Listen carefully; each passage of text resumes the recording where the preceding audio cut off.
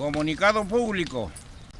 Nuestras comunidades mapuches organizadas de Poder Indómito, respondiendo al llamado de movilización nacional por la Coordinación de Organizaciones Mapuche, reunida el 22 de diciembre en Temucuicui, comunicamos a la opinión pública lo siguiente.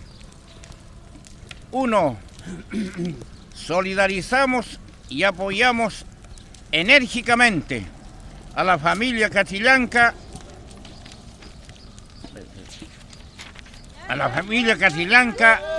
por el cobarde asesinato de nuestro mártir Camilo Catrillanca. 2.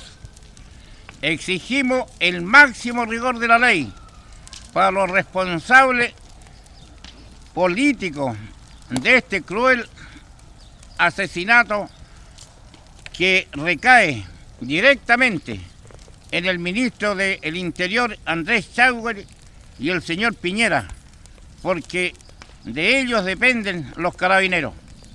3. Por lo mismo, y conforme a las atrocidades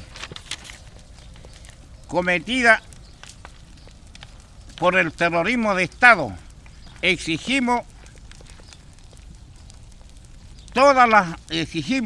de todas las fuerzas policiales establecidas en nuestro territorio Guaymapu. Del mismo modo, 4. Del mismo modo, advertimos que no cesaremos en nuestra enérgica resistencia hasta esclarecer con el Estado y a través de sus gobiernos de turno la usurpación de nuestro territorio, de nuestro Guaymapu,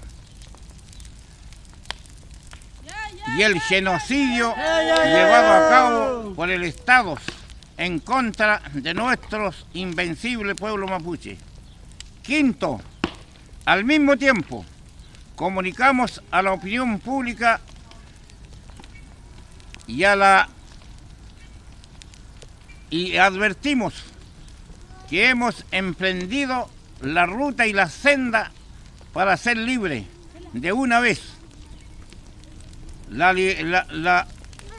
libre determinación, la autodeterminación y la autonomía de nuestro invencible pueblo mapuche. Comunidades autónomas de Poder Indómito, Marichi Huevo, 1000 veces venceremos. Purén, 27 de diciembre del 2018.